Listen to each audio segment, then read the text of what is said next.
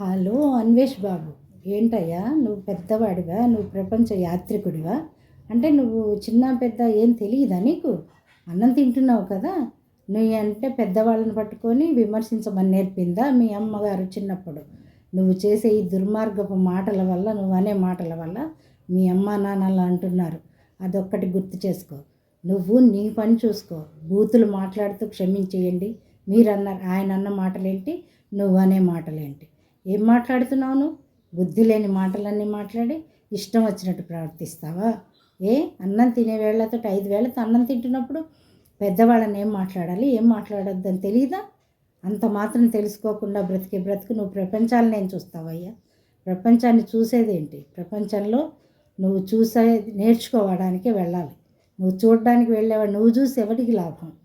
నువ్వు ప్రపంచాన్ని చూస్తే ఎవరికేంటి?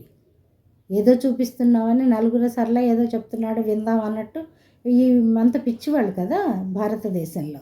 నువ్వేం చెప్పినా వింటారు. అందుకనే నువ్వు ఇష్టం వచ్చినట్టు మాట్లాడుతున్నావు. దయచేసి నాలుకని కంట్రోల్లో పెట్టుకో.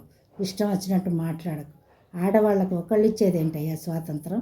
వాళ్ళకి స్వాతంత్రం ఉంది. మీరెవ్వరు స్వాతంత్రం తేవాల్సిన అవసరం లేదు. బట్టలు విప్పి తిరిగితే స్వాతంత్రం రావడం, బట్టలు వేసుకుంటే స్వాతంత్రం పోవడం కాదు. ఒంటి నిండా బట్టలు వేసుకోమని ఒక వ్యక్తి అంటే, దానికి ఇంకొక ఆవిడ ఏదో మాట్లాడితే, దానికి నువ్వు మాట్లాడితే, ప్రతి ఒక్కళ్ళు మాట్లాడేవాళ్ళే ఈ ప్రపంచంలో.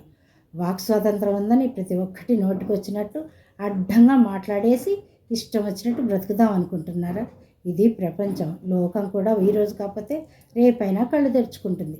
ఇవాళ రేపు పుట్టక ముందే కళ్ళు తెరుచుకొని పుడుతున్నారు పిల్లలు. ఇంకా వీళ్ళకి మాత్రం జ్ఞానోదయం కాదా? ఏం మాట్లాడకండి ఇష్టం వచ్చినట్టు. దయచేసి ఒళ్ళు దగ్గర పెట్టుకోండి.